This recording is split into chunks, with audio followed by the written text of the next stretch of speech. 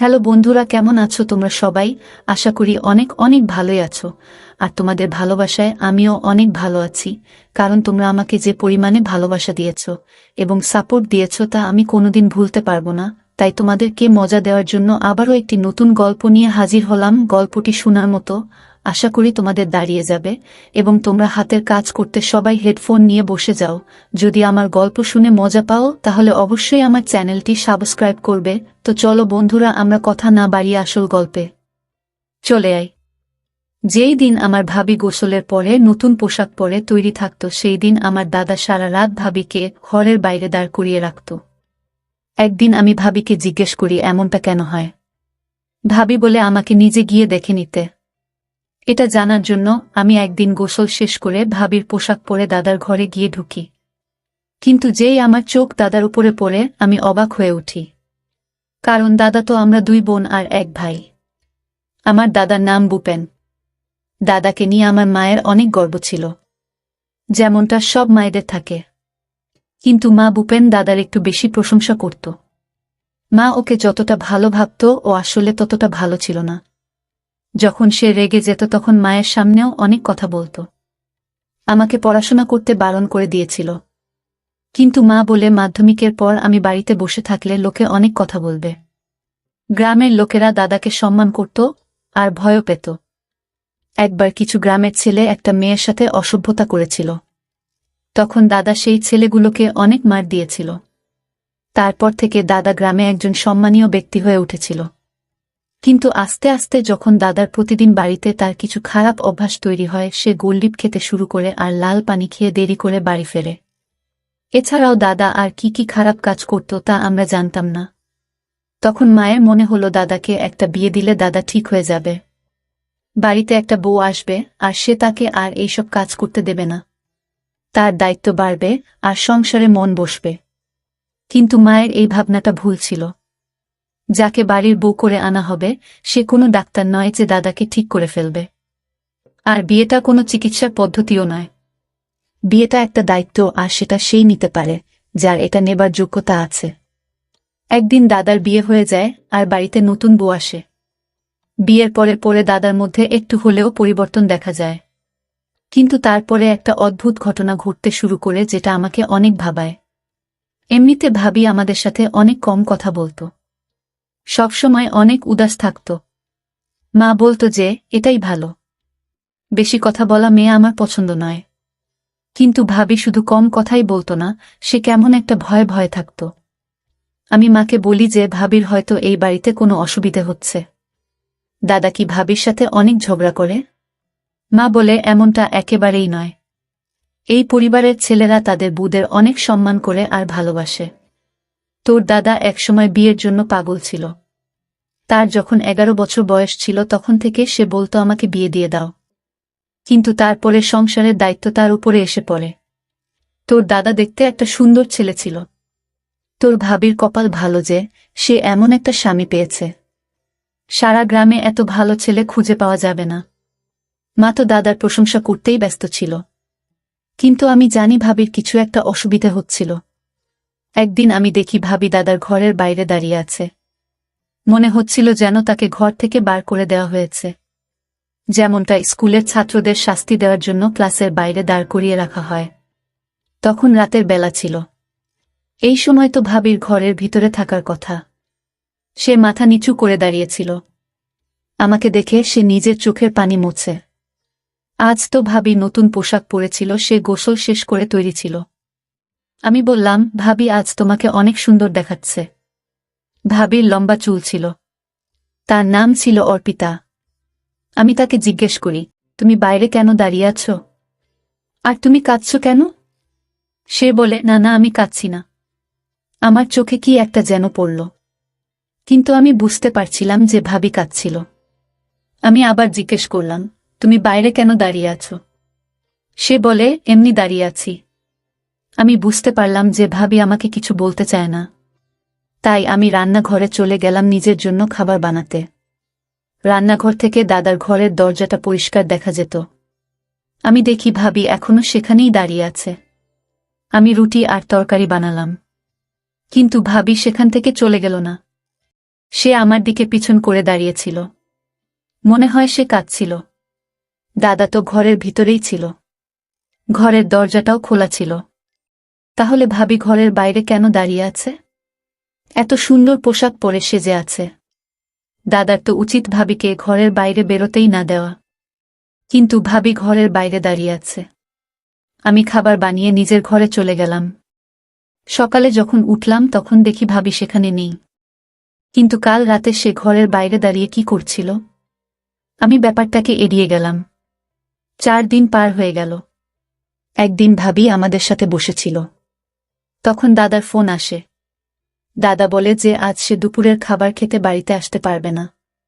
কিন্তু দাদা না খেলে ভাবি খায় না। ভাবির অনেক ক্ষুধা পেয়েছিল। আমি বললাম, ভাবি দাদা তো আজ খেতে আসবে না, তুমি বরং আমাদের সাথে বসে খেয়ে নাও। ভাবি যখন আমাদের সাথে খেতে বসে তখন মা হঠাৎ করে এদিক ওদিক দেখতে শুরু করে আর বলে, একটা খারাপ গন্ধ আসছে। তুই কি কোনো ঘর পরিষ্কার করতে ভুলে গেছিস? আমি বলি, আমি তো সব ঘর পরিষ্কার করেছি। জানি না এই খারাপ গন্ধটা কোথা থেকে আসছে। ভাবি মাথা নিচু করে বসেছিল। সে তাড়াতাড়ি খেয়ে ওখান থেকে উঠে যায়। কিন্তু যেই ভাবি ওখান থেকে চলে গেল সেই খারাপ গন্ধটাও চলে গেল। মা বলে এই খারাপ গন্ধটা ওর শরীর থেকে আসছিল। কিন্তু ও তো এরকম নয়। তাহলে এরকম খারাপ ময়লা হয় কেন ঘুরে বেড়াচ্ছে? ও কি গোসল করে না? আমি মাকে থামিয়ে বলি, ছাড়ো না মা, আজ হয়তো ভাবির গোসল করতে ইচ্ছে করছে না। মা বলে, কেন, এটা কি ফেব্রুয়ারি মাস নাকি যে ঠান্ডায় গোসল করতে ইচ্ছে করবে না? এটা জুলাই মাস। তাছাড়া বিবাহিত মেয়েদের সব সময় গোসল করে পরিষ্কার হয়ে থাকা উচিত। এরকম খারাপ হয়ে থাকলে ছেলেরা সেটা পছন্দ করে না। আর আমি তোকেও বলে রাখছি, তোর যখন বিয়ে হবে তখন রোজ ভালো করে গোসল করে পরিষ্কার হয়ে থাকবি। না হলে তোর স্বামী তোর দিকে ফিরেও তাকাবে না। তোর ভাবিরও এটা বোঝা উচিত। আমি ওর সাথে কথা বলে আসছি। মা ওখান থেকে উঠে চলে গেল। আমি ভাবতে থাকি, কে জানে মা ভাবিকে কি বলবে। মায়ের কথায় তার খারাপ মনে হতে পারে। কিন্তু ভাবি তার পরের দিনও গোসল করল না। সে 6-7 দিন ধরে গোসল না করেই থেকে যায়। একদিন আমরা ভাবির হাতে একটা নতুন আংটি দেখতে পাই। তার বিয়ের সব জিনিসপত্র আমরাই কিনে দিয়েছিলাম। আর বিয়ে হওয়ার পর থেকে ও বাজারেও যায়নি।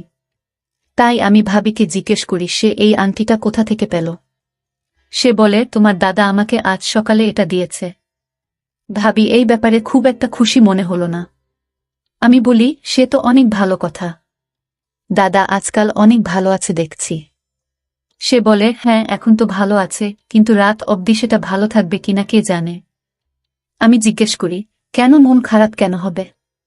তুমি কি দাদার কোনো কথা শোনোনি? ভাবি বলে, না কিছু না। ভাবিকে অনেক চিন্তিত দেখায়।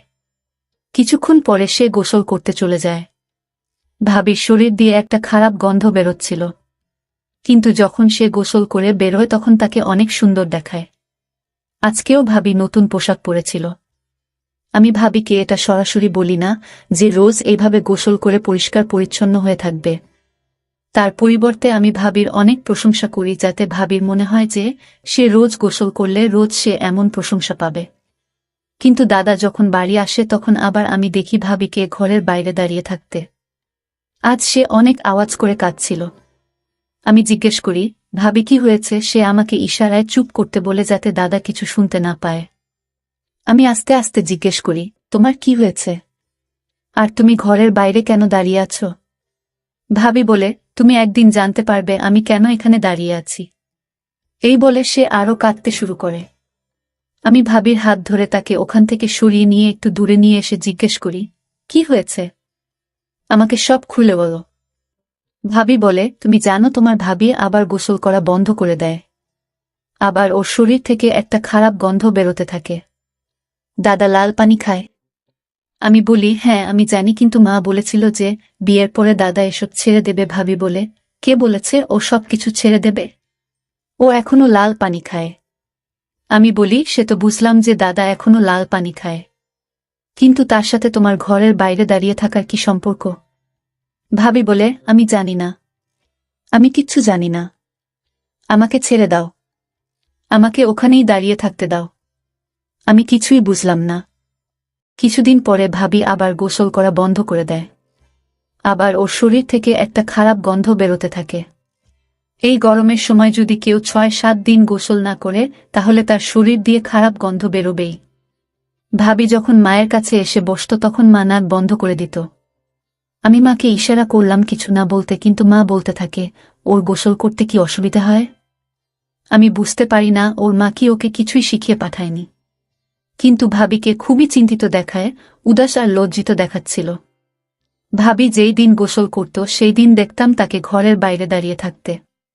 আর যেই দিন সে গোসল করত না সেই দিন দেখতাম দাদার মন অনেক ভালো থাকত, কারণ সে ভাবির জন্য গিফট নিয়ে আসত। মাঝে মাঝে তার জন্য বিরিয়ানিও আনত। বাড়িতে ডাল রান্না হতো আর ভাবি বলতো তার ডাল খেতে ভালো মনে হতো। ভাবির এত আবদার দাদা মেনে নিত, কিন্তু এমনটা কেন হতো যে যেই দিনই ভাবি গোসল করে নতুন পোশাক পরে থাকত সেই দিন দাদা তাকে ঘর থেকে বের করে দিত? এইসবের মানে কি? মা তো বলতো যে ছেলেদের পরিষ্কার পরিচ্ছন্ন মেয়ে ভালো লাগে, যার শরীর দিয়ে ভালো গন্ধ আসে, যে ভালো করে চুল বাঁধে। ভাবি যেই দিন নতুন পোশাক পরে সেই দিন তাকে অনেক ভালো দেখায়। ভাবিকে অনেক সুন্দর দেখাতো। তার শরীরে রং অনেক সাদা, তাকে সব রঙের পোশাক পরলে ভালো দেখায়। কিন্তু এমনটা কেন যে যেই দিন ভাবিকে বেশি সুন্দর দেখায় সেই দিন দাদা ভাবির সাথে ঝগড়া করে তাকে ঘর থেকে বের করে দেয়? আর যেই দিন ভাবির শরীর দিয়ে খারাপ গন্ধ বেরোয় সেই দিন দাদা তার সব বায়না মেনে নেয়, তার জন্য গিফট নিয়ে আসে? এবার আমাকে কিছু একটা করতেই হবে। এসব কি হচ্ছে? দাদার এ কেমন রুচি? একদিন আমি ভাবিকে জিজ্ঞেস করলাম, এইসবের মানে কি? ভাবি বলে, একদিন তুমি নিজেই সবকিছু জানতে পারবে। আর একদিন আমি সব সত্যিটা জানার সুযোগও পেয়ে গেলাম। একদিন ভাবি হঠাৎ তার বাবার বাড়ি চলে যায়। তার বাবার বাড়ি থেকে ফোন এসেছিল যে তার মা অনেক অসুস্থ। আমার মা ও বাড়িতে ছিল না, তার এক বন্ধুর বাড়িতে গিয়েছিল। ভাবি আমাকে বলে গেছিল যে তোমার দাদা ফোন তুলছে না, সে যখন বাড়ি আসবে তখন তাকে বলে দিও যে আমার মায়ের শরীরটা খারাপ, তাই আমি বাবার বাড়িতে গিয়েছি, না হলে তোমার দাদা আমাকে অনেক বকা দেবে। আমি জিজ্ঞেস করলাম, দাদা বকা কেন দেবে? তুমি কি তোমার বাবার বাড়ি যেতে পারো না? সে বলে, না, বলে যাওয়াটা ঠিক নয়। আমি বলি, তুমি চিন্তা করো না, আমি আছি তো, আমি বলে দেব, তুমি নিশ্চিন্তে তোমার মায়ের কাছে যাও। ভাবি তাড়াহুড়াতে নিজের ফোনটাও বাড়িতে রেখে চলে যায়।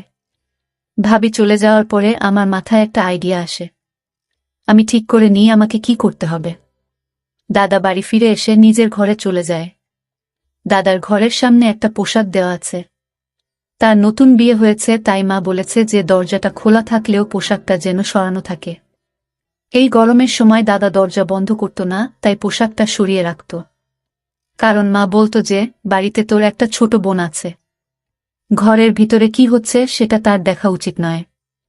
দাদা ঘর থেকে আওয়াজ করে বলে, আমার জন্য এক গ্লাস পানি নিয়ে এসো। আমি তাড়াতাড়ি গোসল করে ভাবির একটা পোশাক পরে দাদার ঘরের বাইরে গিয়ে দাঁড়াই। এমনভাবে দাঁড়াই যাতে পোশাকের উপর থেকে দাদা শুধু আমার পাটা দেখতে পায়। আমি ভাবির একটা জুতা পরে নিয়েছিলাম। আমিও ভাবির মতন সুন্দর দেখতে ছিলাম। আমার শরীরের রং ভাবির মতনই সাদা ছিল। আমি যখন ঘরের বাইরে এসে দাঁড়াই তখন দাদা ভিতর থেকে দেখতে পায় যে আমি বাইরে দাঁড়িয়ে আছি। তারপর আমার দাদা কিছু অদ্ভুত অদ্ভুত কথা বলতে শুরু করে। প্রথমে আমি কিছুই বুঝতে পারছিলাম না, কিন্তু যখন আমি বুঝতে পারলাম তখন আমার পায়ের তলা থেকে মাটি সরে গেল। দাদা বলে, আচ্ছা, তুই আজ আবার গোসল করেছিস? তুই নিজেকে অনেক সুন্দরী মনে করিস, তাই না? তুই ভাবিস গোসল না করলে তোর শরীরের ময়লা জমে যাবে, তোর শরীরের রং কালো হয়ে যাবে, তাই তুই প্রতিদিন গোসল করে আসিস, তাই না? তারপরে আমার পায়ের দিকে কিছু একটা মারল। এখন ভূতের মতন দাঁড়িয়ে আছিস কেন? আমি আসার আগে তুই গোসল করেছিস আর তারপরে এখানে এসে দাঁড়িয়েছিস, তার মানে তোর অপমানিত হতে অনেক ভালোই মনে হয়। আমি দেখছি এখন আর তোকে মুখে বললে চলবে না, আমাকে হাত উঠাতে হবে, কারণ তোর সব অপমান সয়ে গেছে। আমি যখন বারবার বলেছি যে আমার পরিষ্কার পরিচ্ছন্ন মেয়ে পছন্দ নয়, তখন বারবার কেন গোসল করিস তুই? দাদা অনেক খারাপভাবে আওয়াজ করছিল। আমি তখন বুঝতে পারছিলাম ভাবি কেন দাদাকে এত ভয় পেত। আজ আমি বুঝতে পারি যে ভাবি কেন গোসল করত না, কারণ গোসল করলেই দাদা তার উপর এইভাবে আওয়াজ করত। কিন্তু আমি এটা বুঝতে পারছিলাম না যে দাদা এমনটা কেন করত। দাদা অনেক কথা বলতে থাকে। বলে, তোকে আমি গোসল করতে নিষেধ করেছিলাম না? তাও তুই গোসল করেছিস। তোর কি আমাকে রাগাতে ভালো মনে হয়? তারপরে দাদা বকা দিতে শুরু করে। এইবার আমার ধৈর্যের সীমা পার হয়ে যায়। আমি পোশাকটা সরিয়ে ভিতরে ঢুকে পড়ি। দাদা আমাকে দেখে অবাক হয়ে যায়। আর আমিও দাদাকে দেখে অবাক হয়ে যাই। দাদা বিছানায় বসে কি একটা খাচ্ছিল। সেই খাবার থেকে একটা খারাপ গন্ধ আসছিল। দাদা বলে, তুই এখানে তোর ভাবির পোশাক পরে কি করছিস? তোর ভাবি কোথায়? আমি বলি, তুমি এসব কি খাচ্ছ? এইসব খাবার শরীরের পক্ষে ভালো নয়। এইসব খেও না। তখন দাদা মাথা নিচু করে বলে, এর মানে তুই সব কথা শুনে ফেলেছিস? আমি বলি, হ্যাঁ, আমি সব কথা শুনে ফেলেছি। এবার তুমি আমাকে বলো এইসবের মানে কি? তুমি ভাবির সাথে এরকম ব্যবহার কেন করো? তুমি এত ভালো একটা বউ পেয়েছ, তার সাথে এরকম ব্যবহার করছো। আর তুমি এখানে বসে এইসব খারাপ খাবার কেন খাচ্ছ? বাড়িতে তো অনেক ভালো খাবার রান্না হয়েছে। ভাবি তার বাবার বাড়িতে গেছে। তার মায়ের অনেক শরীর খারাপ। সে আমাকে বলে গেছে তোমাকে জানিয়ে দিতে। কিন্তু এতদিনে বাড়িতে যা যা হচ্ছিল তা আমাকে অনেক চিন্তায় ফেলে দিয়েছিল। তাই আমি জানতে চেয়েছিলাম যে তুমি ভাবির উপর কেন রেগে যেতে। তারপরে দাদা আমাকে সব কথা বলে। আমি শুনে অবাক হয়ে যাই। সে বলে, অনেক বছর আগেকার কথা, তখন আমরা অনেক গরিব ছিলাম। তোর বয়স তখন 2.5 বছর। তাই তোর সেই সব দিনের কথা হয়তো মনে নেই। আমরা এত গরিব ছিলাম যে আমরা খেতে পেতাম না। বাড়িতে একটা টাকাও থাকতো না। আমি লোকের বাড়িতে ঘর পরিষ্কার করে 1 টাকা করে জমিয়ে 6 থেকে 7 হাজার টাকার মধ্যে সবজি কিনে আনতাম। তারপরে আমরা 3 জন খেতে পারতাম। তারপর আমি অনেক চেষ্টা করেও কোনো কাজ পেতাম না। আমি দেখতে অনেক ভালো ছিলাম। কিন্তু আমি কোনো কাজ জানতাম না। আমি লেখাপড়াও করিনি। আমার কোনো ডিগ্রি ছিল না। আমি বুঝতে পারছিলাম না আমি কি করব। তারপরে বাবাও এই পৃথিবী ছেড়ে চলে যায়। তখন আমি একটা পণ্ডিতের সাথে দেখা করি। সে আমাকে বলে যে একটা উপায় আছে যেটা করলে আমার কোনোদিন টাকা পয়সার অভাব হবে না। সে আমাকে বলে, তোকে গোসল করা ছেড়ে দিতে হবে। সব সময় ময়লা হয়ে থাকতে হবে। খারাপ খাবার খেতে হবে। কোনো ভালো কাজ করা চলবে না। কাল যখন তোর বিয়ে হবে তখন তোর বউকে বলবি সে যেন ময়লা হয়ে থাকে। সে যদি গোসল করে তাহলে তোর সব টাকা পয়সা শেষ হয়ে যাবে। সে আমাকে আরও কিছু জিনিস করতে বলেছিল। সেই সব করার পরে আমি দেখি সত্যিই আমার কাছে অনেক টাকা আসে। আজ এই সংসার সেই টাকায় চলে। তুই বল, আজ অবধি এমন কি কখনো হয়েছে যে তুই কিছু চেয়েছিস আর আমি সেটা তোকে কিনে দিইনি? আমি কি কখনো বলেছি যে আমার কাছে টাকা নেই তাই আমি এটা আনতে পারবো না? এই জন্য আমি বিয়ে করতে চাইনি, কারণ আমি জানতাম আমার বউ আমার কথা মেনে চলবে না। কিন্তু মা আমার বিয়ে দিয়ে দেয়। তাই আমি তোর ভাবিকে বলি যে সে যেন গোসল না করে। তারপর 5-6 দিন সে আমার কথা মেনে চলে। কিন্তু তারপরে তার মাথায় ভূত চাপে। সে বলে আমি ময়লা হয়ে থাকতে পারবো না। তাই পরিষ্কার হওয়ার জন্য সে গোসল করে নেই। তাই যেই দিনই ও গোসল করে পরিষ্কার হয়ে আমার কাজে আসে আমি তখন অনেক রাগ করি। আমাদের মধ্যে ঝগড়া হয় আর আমি তাকে ঘর থেকে বের করে দিই। কারণ ও যদি পরিষ্কার হয়ে থাকতে শুরু করে তাহলে আমার সব টাকা শেষ হয়ে যাবে। আমি দাদাকে বলি, তুমি আজকালকার দিনে এইসব কথায় বিশ্বাস করো? কে বলেছে তোমাকে এসব কথা? তোমার কাছে টাকা আসে কারণ তুমি কাজ করো। তুমি পরিশ্রম করে টাকা রোজগার করো। উপরে সৃষ্টিকর্তা আছে। তিনি কাউকে অপছন্দ রাখেন না। যে পরিশ্রম করে ভগবান তাকে সাহায্য করে। তুমি যেটা করছো সেটা ঠিক নয়। এর ফল তোমাকে ভোগ করতে হবে। তোমার কাছে যা আছে সেটাও আর থাকবে না। তুমি এইসব করা বন্ধ করো। আর এইসব খাবার খেতে হবে না। আমি খাবারটা তুলে বাহিরে ফেলে দিই। তারপরে দাদাকে অনেক বোঝাই। দাদা বলে, আবার যদি আমাদের সেই দরিদ্র অবস্থা ফিরে আসে তাহলে তোকে আর তোর ভাবিকে কে দেখবে? তোর ভাবি মা হতে চলেছে। আজ সকালেই সে আমাকে এই খবরটা দেয়। আমি দাদাকে বলি যে কিচ্ছু হবে না। সৃষ্টিকর্তা আমাদের পাশে আছে। দাদা বলে, তোর পড়াশোনার অনেক খরচ। তারপরে তোর বিয়ের খরচা আছে। আমি দাদাকে বলি তুমি ভগবানের উপর ভরসা রাখো। আর এইসব করা বন্ধ করো। ভগবানের কাছে ক্ষমা চেয়ে নাও। দাদাকে আমি আমার দিব্যি দিয়ে দিই। আমি তার একমাত্র বোন ছিলাম। সে আমাকে অনেক ভালোবাসত। দাদা আমার কথা মেনে নেয়। সে গোসল করে পরিষ্কার হয়ে আসে। ভাবি ফিরে এসে দাদাকে দেখে অবাক হয়ে যায়। ভাবি নিজের ঘরে পা রাখার আগে আমার দিকে তাকায়। আমি মাথা নেড়ে বলি, এবার সবকিছু ঠিক হয়ে যাবে। দাদা ওই সব কাজ করা ছেড়ে দিয়েছে। ভাবি অনেক খুশি হয়।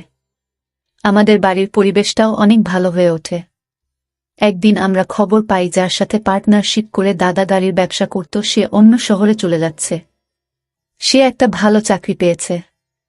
আর সে চায় এবার থেকে সব ব্যবসাটা দাদা একা সামলাক।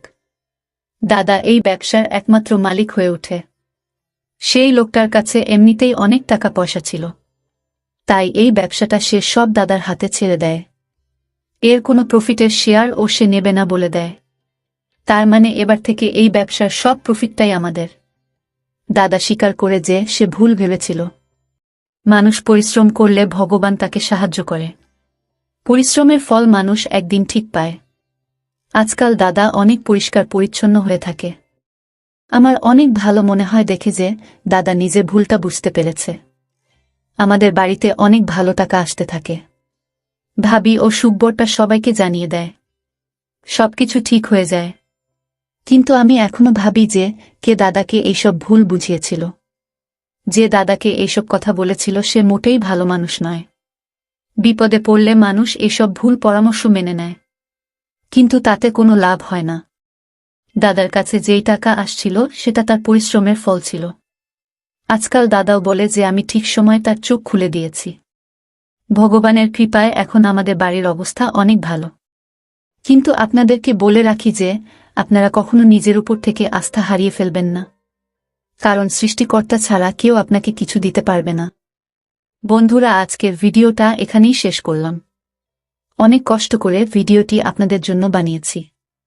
যদি ভিডিওটি আপনাদের ভালো লেগে থাকে তাহলে একটা লাইক করবেন এবং চ্যানেলটি অবশ্যই সাবস্ক্রাইব করবেন। এই আশা ব্যক্ত রেখে আপনাদের কাছ থেকে বিদায় নিচ্ছি আমি।